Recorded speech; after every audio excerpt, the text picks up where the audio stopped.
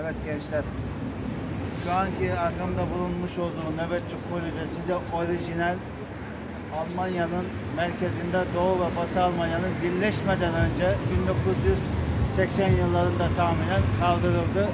Korona zamanına kadar burada Amerikan askerleri yine temsili olarak nöbet tutuluyordu. Para karşılığında resim çektiriyordunuz burada.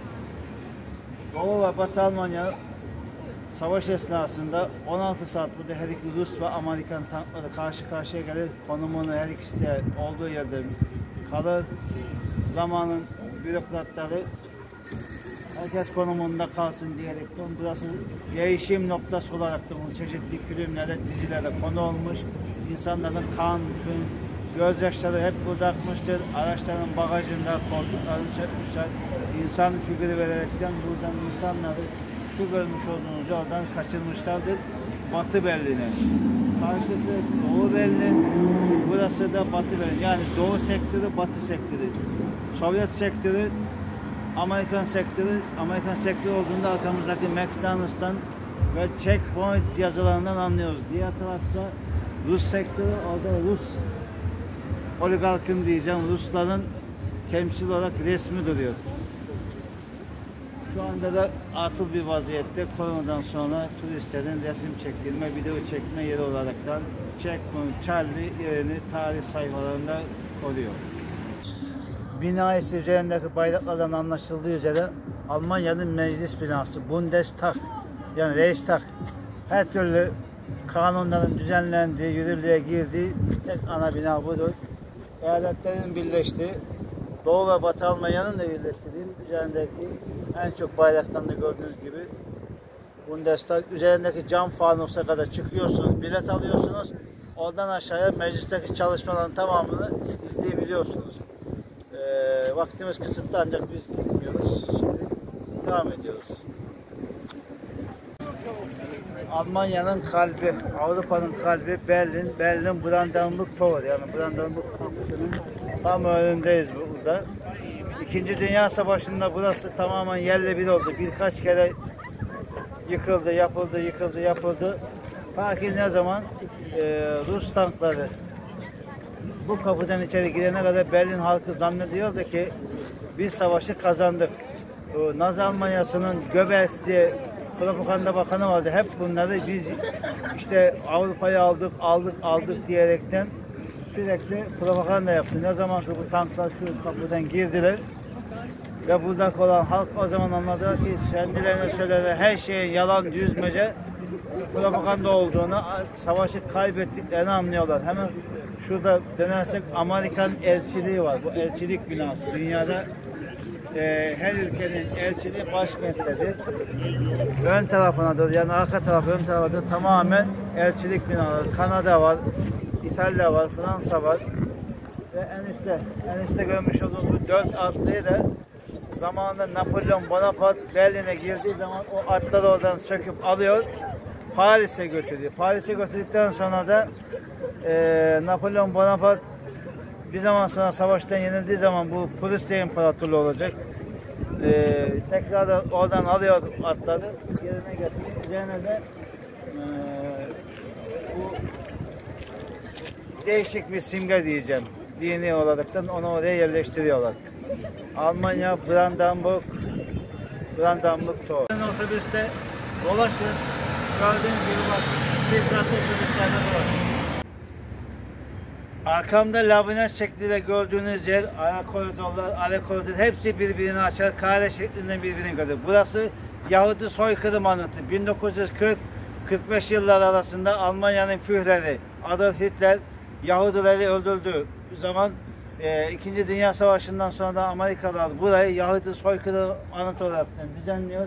Hepsinin anısına istinaden bu şekilde kare küp dikdörtgen şeklinde de Yahudi soykırım anıtını temsilen bunlar yapmıştır. Üzerlerinde halen çiçek var. Bunlara zaman zaman değil her gün Yahudiler gelir, çiçek bırakır ve günün belli saatlerinde temizliğini yapar giderler. Hemen arkamda da şöyle dönersek Amerikan elçiliği var burada. Bakın soykırım anıtı ile birlikte Amerikan elçiliği yan yana. Devamında elçilikler var. Yine karşıda da Almanya'nın hükümet binaları. Bakın karşıya doğru da bu labirent gibi Yahudi soykırım anıtı arasında gezen insanları da görebiliyoruz. Yahudi soykırım anıtı. Muhteşem bir gün geçiriyoruz Berlin'de. Murat Kumaş, Berkay'da. Süper yani. Tek şu an olumsuz durum dünkü grevdi. 2 günde ayırabilirdik. Ama şu an işte Berlin'de Propaganda Müzesi'nin oradayız. Buraya giriş ücretsiz. Siz de gelip gezebilirsiniz. Berlin duvarını ve zamanda çekilen acıları görebilirsiniz. Yer yer anlamaya da çalışabilirsiniz. Şu an 10 numara bir yerdeyiz. Müthiş gidiyor Berlin gezimiz. Her şey yolunda. Potsdamer Platz. Platz meydan demek. Potsdamer'de ismi.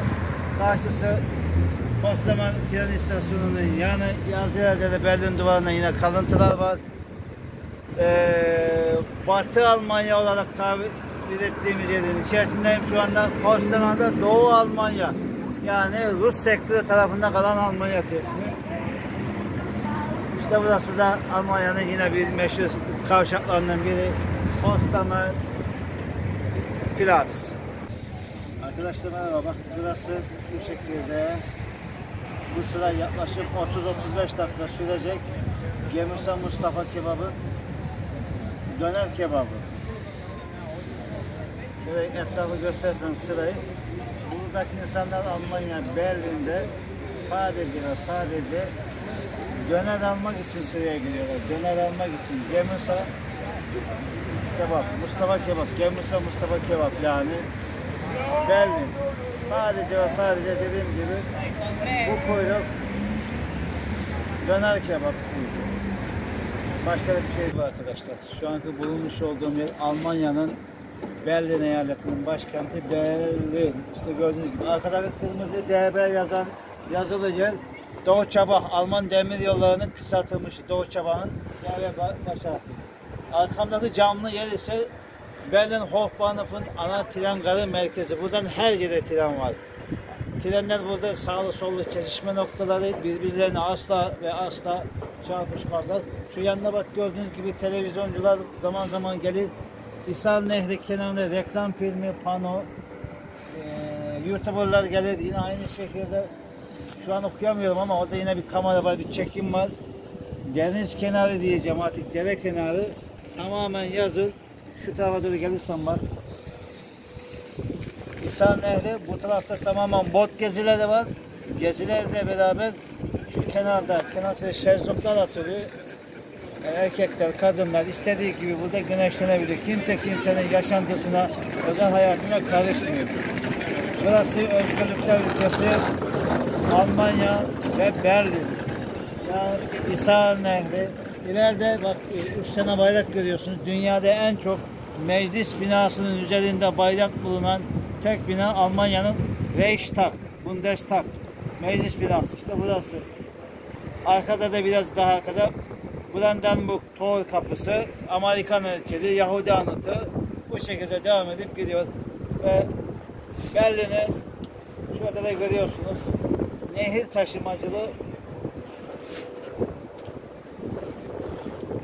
taşımacılığı burada da Berlin'in içerisinde devam ediyor. Artık kış olduğu için turist yok. Genelde bu nehir taşımacılığında petrol tankerlerini taşıyorlar. Yani yanıcı, patlayıcı maddeleri. Gördüğünüz gibi devam ediyor. Hadi gidelim. Bundestag'a doğru, Reichstag'a doğru gidiyoruz. Hadi gidiyoruz bakalım.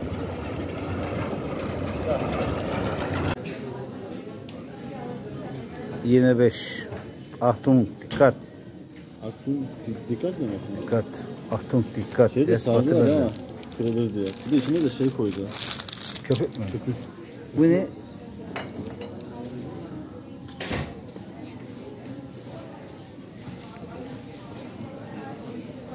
Mart'ta gelince de Achtung bırakma gibi bir şey alacağım. Evet, checkpoint çağır.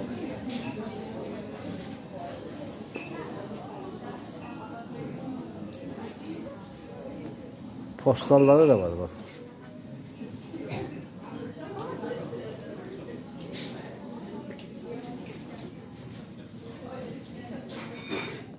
Kalp vizitleri. İlerle sol tarafa doğru bakalım. Doğu ve Batı Almanya'nın birleşen simgesi.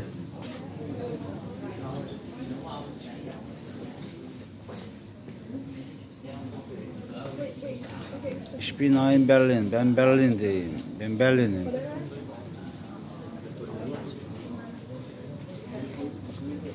Bu şekilde grafite. Şöyle dolanayım geliyordum. Bekleyin biraz.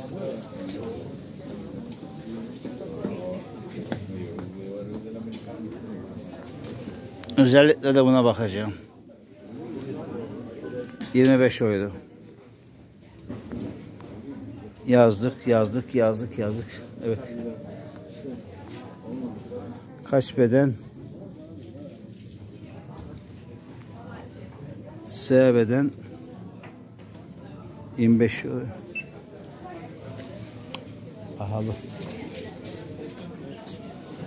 Brandenburg kapısı 8 euro.